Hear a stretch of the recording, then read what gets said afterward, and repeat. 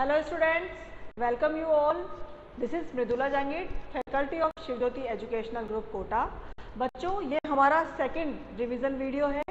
इस revision video में हम गद्य पाठ 3 ततारा वामिरो कथा और व्याकरण का टॉपिक रचना के आधार पर वाक्य रूपांतरण का डिस्कस करेंगे। तो बच्चों, हमारा जो पहला दोहरान है, पहला जो हमारा रिवीजन है वो है स्पर्श गद्य भाग 3 पाठ 3 ततारा वामिरो कथा। इसके कुछ स्मरणीय बिंदुओं पर हम ध्यान देंगे बच्चों, क्योंकि पाठ हम पहले पढ़ चुके हैं, अब हम इसे रिवाइज कर रहे हैं। तो कुछ इसके जो इम्पोर्टेंट पॉइंट्स हैं उनको हम रिवाइज कर लेते हैं।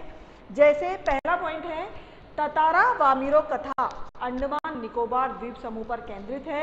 बच्चों, वहाँ जो अंडमान निकोबार है वहाँ पर एक छोटा सा द्वीप था, वहाँ पर एक गांव था, उस गांव का नाम था पासा। और उस गांव में एक सुंदर और शक्तिशाली ततारा नाम का युवक रहता था। सबकी मदद करना, समस्त गांव वालों की और सभी द्वीपवासियों की मदद करना वह अपना परम कर्तव्य समझता था, क्योंकि वह बहुत ही नेक व मददगार व्यक्ति था और इसीलिए सभी गांव वाले उसे बहुत पसंद करते थे। जितने भी पर्व त्योहार होते थे उसे सम्मान के साथ उन्हें आमंत्रित किया जाता था। ततारा के पास एक अद्भुत तलवार थी। वह तलवार लकड़ी की थी। लोगों का ऐसा मानना था कि उस तलवार में कोई दैवीय शक्ति है, क्योंकि ततारा ने कभी भी उस तलवार का प्रयोग किसी के सामने भी नहीं किया था और वो इतने बहादुरी भरे जो काम करता था उसके कारण लोग ऐसा मानते थे कि वो जितने भी साहसिक कारनामे करता है वह उस तलवार के कारण ही कर पाता है। इसीलिए लोगों को ऐसा लगता था कि उस तलवार में कोई जादुई शक्ति है। एक शाम जब ततारा समुद्र के किनारे टहल रहा था और वहाँ पर समुद्र में जो सूर्य की रंग बिरंगी किरणें पड़ रही थी वह उन्हें निहार रहा था, तभी उसे एक मधुर गीत सुनाई देता है और वहीं वह उस गीत को सुनने में मग्न हो जाता है। तभी एक प्रबल वेग से उसकी तंद्रा भंग होती है और वह उसका ध्यान भंग होता है। तब वह उसी गीत की दिशा में बढ़ जाता है जहाँ से वह संगीत उसे सुनाई दे रहा था। जब वहाँ जाकर वो देखता है तो उसे पता लगता है कि एक युवती वहाँ समुद्र के किनारे एक मधुर गीत गा रही होती है। उस युवती का नाम वामिरो होता है और वो लपाती गांव की रहने वाली होती है। दोनों अब रोज उसी जगह पर, उसी समुद्र के किनारे पर परस्पर मिलते हैं और जो खबर है वो पूरे गांव में फैलने लगती है। जो गांव के लोग हैं और उनके परिवार के लोग हैं वो उन्हें समझाते हैं, लेकिन वह अपने निश्चय से नहीं हटते हैं। गांव में कुछ समय बाद, अब ये यहाँ पर ऐसा क्यों होता है, खबर क्यों फैलती है, क्योंकि एक दूसरे गांव के साथ उस समय वहाँ पर एक नियम था कि एक गांव के युवक का दूसरे गांव की युवती से वैवाहिक संबंध नहीं हो सकता, अर्थात विवाह नहीं हो सकता। यह उस समय की परंपरा के विरुद्ध था और इसीलिए उन दोनों को समझाया जाता है, लेकिन दोनों अपनी अपनी बात पर अड़िग रहते हैं। गांव में कुछ समय बाद एक पशु पर्व का आयोजन होता है। उस पशु पर्व में हष्ट पुष्ट पशुओं की प्रदर्शनी की जाती है। साथ ही युवकों की पशुओं से शक्ति परीक्षा प्रतियोगिता का आयोजन भी किया जाता है। नृत्य, संगीत और भोज का कार्यक्रम भी होता है। वहाँ पर जो ततारा है उसका मन उन कार्यक्रमों में बिल्कुल नहीं लगता है। उसकी आंखें वामिरो को ढूंढने में व्यस्त होती है और जब उसे वामिरो नजर आती है तो वो उसके पास चला जाता है और ततारा को देखकर जो वामिरो है वह रोने लगती है। उसके रोने से ततारा परेशान हो जाता है और इस तरह से वामिरो को रोते हुए देखकर, ततारा को उसके पास खड़े देखकर उनकी माँ वहाँ आ जाती है और इतने गाँव वालों के सामने इस तरह से उन दोनों को एक साथ देखना उन्हें बहुत ही अपमानजनक लगता है। इसीलिए वह और सभी गांव वाले ततारा का विरोध करने लगते हैं। ततारा इस विरोध को सहन नहीं कर पाता है और उसे क्रोध आ जाता है, क्योंकि उसकी स्थिति ऐसी हो जाती है कि वह इस समस्या से निकलने का कोई भी उपाय नहीं खोज पाता है। इसीलिए उसे अपनी असहायता पर खींच भी होती है और उसे अपने ऊपर क्रोध भी आता है और क्रोध में यानी गुस्से में वह अपनी तलवार निकाल लेता है और ताकत से उसे धरती पर घोंप देता है और पूरी शक्ति लगाकर उसे खींचने लगता है। जहाँ जहाँ पर वह तलवार से लकीर बनती जाती है वहाँ पर धरती धीरे धीरे दो टुकड़ों में विभक्त हो जाती है और वहाँ से जहाँ तक लकीर खींच गई थी वहाँ से धरती दो भागों में बट जाती है। एक भाग पर ततारा रहता है और दूसरे भाग पर वामीरो। ततारा वाला जो हिस्सा होता है वह समुद्र में बहता हुआ कहीं दूर चला जाता है। जब वह द्वीप अलग होने लगता है तब ततारा प्रयास भी करता है दूसरे द्वीप पर आने का, लेकिन उसका हाथ फिसल जाता है और वह उसी द्वीप पर घायल होकर पड़ जाता है और बेहोश हो जाता है। अब वह उस द्वीप के साथ बहकर कहाँ जाता है ये आज तक किसी को नहीं पता। और इधर दूसरे तरफ जो वामीरो है वह भी पागल हो जाती है। वह घंटों उसी स्थान पर बैठी रहती है जहाँ पर वे दोनों अलग हुए थे और बाद में वो भी लापता हो जाती है। लोग उन्हें ढूंढने का बहुत प्रयास करते हैं लेकिन उनका कोई खबर नहीं लगती है। तो आज न तो ततारा है न वामीरो। इस युगल ने जो आत्म बलिदान दिया है उसी बलिदान के कारण एक सुखद परिवर्तन होता है कि अब दोनों गांवों में, जो एक गांव से दूसरे गांव में भी विवाह संबंध हो जाता है। मतलब अब एक दूसरे गांव में विवाह हो सकते हैं। पीढ़ियों से जो रूढ़िवादी परंपरा चली आ रही थी उसका वो समाप्त हो जाती है। क्यों? इन दोनों के बलिदान के कारण। तो ततारा वामीरो की त्यागमयी मृत्यु शायद इसी सुखद परिणाम के कारण ही होती है। उन्होंने तो बलिदान दे दिया लेकिन उनके बलिदान से यह सदियों से जो रूढ़िवादी परंपरा चली आ रही थी उसका निषेध हो गया। तो बच्चों ये है कुछ पॉइंट्स। अब हम एनसीईआरटी के प्रश्नोत्तर को डिस्कस करते हैं।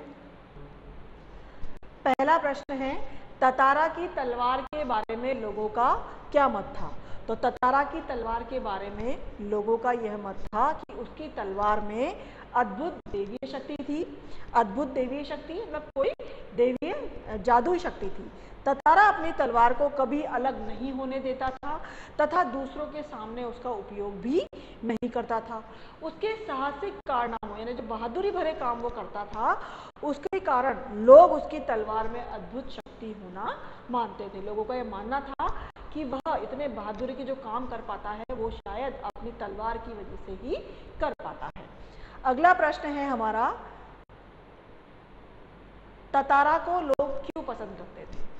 ततारा, निकोबार के जो लोग थे वो ततारा को क्यों पसंद करते थे। तो निकोबार के लोग ततारा को इसलिए पसंद करते थे क्योंकि वह एक सुंदर और शक्तिशाली युवक था। वह नेक तथा मददगार व्यक्ति था। सदैव दूसरों की सहायता करना और समस्त द्वीपवासियों की सहायता करना वह अपना परम कर्तव्य समझता था। केवल अपने गांव वालों की मदद ही नहीं करता था बल्कि सभी द्वीपवासियों की मदद करना वो अपना कर्तव्य समझता था। जब भी उसे कोई मुसीबत में या परेशानी में स्मरण करता था अर्थात याद करता था तो वह भागा भागा उसकी मदद के लिए पहुंच जाता था। तो आई थिंक बच्चों आपको समझ में आ गए होंगे कि आपको किस तरह से प्रश्नोत्तर करने हैं। अब अगला प्रश्न है हमारा, जैसे पशु पर्व वाला प्रश्न है, ततारा खूब परिश्रम के बाद कहाँ गया, वहाँ के प्राकृतिक सौंदर्य का वर्णन अपने शब्दों में कीजिए। एक शाम ततारा दिन भर के अथक परिश्रम के बाद समुद्र किनारे टहलने निकल पड़ा। समुद्र से ठंडी ठंडी हवाएं आ रही थी। पक्षियों की सायकालीन चहचहाटे धीरे धीरे क्षीण हो रही थी। क्षीण हो रही थी मतलब कम हो रही थी। ततारा समुद्री बालू पर बैठकर सूरज की अंतिम रंग बिरंगी किरणों को समुद्र पर निहारने में लगा हुआ था। समुद्र की लहरें संगीत की लहरियों के समान, जिस समुद्र में जो लहरें थी उनकी जो आवाज थी वह संगीत की लहरियों के समान वातावरण को मनमोहक बना रही थी। तो बच्चों ये हैं हमारे प्रश्न, ये हमारे एनसीईआरटी प्रश्न है। अब हम बात करते हैं हमारे दूसरे टॉपिक की। तो बच्चों हमारे रिवीजन का दूसरा टॉपिक है व्याकरण का रचना के आधार पर वाक्य रूपांतरण। बच्चों वाक्य रूपांतरण आप जानते हैं, रचना के आधार पर वाक्य रूपांतरण तीन प्रकार से होते हैं, जैसे सरल वाक्य, संयुक्त वाक्य और मिश्र वाक्य। सरल वाक्य मतलब साधारण वाक्य जिसमें एक उद्देश्य और एक विधेय का प्रयोग होता है। संयुक्त वाक्य जिसमें दो अलग अलग स्वतंत्र वाक्य दिए होते हैं और उन दोनों स्वतंत्र वाक्यों का अपना अपना अर्थ होता है और उन दोनों को योजक शब्दों के माध्यम से आपस में जोड़कर एक वाक्य बनाया जाता है। बच्चों, योजक शब्द मतलब और, तथा, किंतु, परंतु, इसलिए ये इस तरह के योजक शब्द हैं जिनका प्रयोग करके हम दो अलग अलग वाक्यों को आपस में जोड़कर एक वाक्य बना देते हैं। और हमारा तीसरा है मिश्र वाक्य। मिश्र वाक्य में बच्चों एक वाक्य दूसरे पर आश्रित होता है, इसमें भी योजक का ही प्रयोग होता है, परंतु अंतर क्या है कि संयुक्त में दोनों वाक्य अलग अलग होते हैं, लेकिन मिश्र में एक वाक्य दूसरे पर आश्रित होता है। जैसे वैसे, जब तब, क्योंकि, की, जो सो आदि योजक का प्रयोग कर कर हम इन वाक्यों को बनाते हैं। तो वाक्य के एक रूप से दूसरे रूप में बदलने की जो क्रिया होती है उसे हम वाक्य रूपांतरण कहते हैं। बच्चों, वाक्य रूपांतरण निम्न रूपों में होता है। जैसे पहला है सरल वाक्य। सरल वाक्य को हम संयुक्त और मिश्र दोनों में बदल सकते हैं। दूसरा है संयुक्त वाक्य। संयुक्त वाक्य को हम सरल वाक्य और मिश्र वाक्य दोनों में बदल सकते हैं। और तीसरा है मिश्र वाक्य। मिश्र को हम सरल और संयुक्त दोनों में बदल सकते हैं। तो इसके कुछ उदाहरण हैं बच्चों। जैसे पहला है निम्नलिखित वाक्यों को संयुक्त वाक्य में रूपांतरित कीजिए। पहला सरल वाक्य है रश्मि ने स्नान करके पूजा की। तो इसका संयुक्त वाक्य क्या बनेगा? रश्मि ने स्नान किया और पूजा की। इसी तरह से हमारा दूसरा जो वाक्य है वो मिश्र वाक्य है। यदि बाहर चलना है तो तैयार हो जाओ। इसका हमें संयुक्त बनाना है, तो इसका संयुक्त में क्या होगा? बाहर चलना है इसलिए तैयार हो जाओ। इसी तरह से इसका दूसरे उदाहरण देखते हैं। निम्नलिखित वाक्यों को मिश्र वाक्यों में रूपांतरित कीजिए।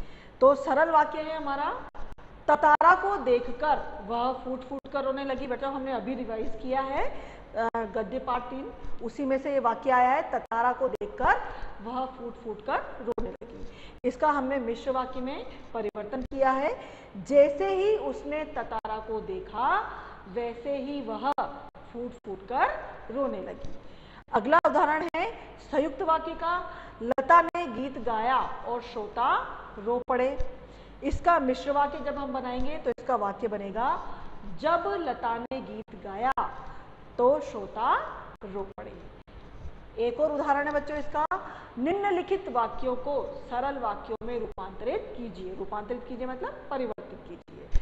संयुक्त वाक्य, वामीरो कुछ सचेत हुई और घर की तरफ दौड़ी। ये भी हमने गद्य पाठ 3 ततारा वामीरो कथा से लिया है वाक्य।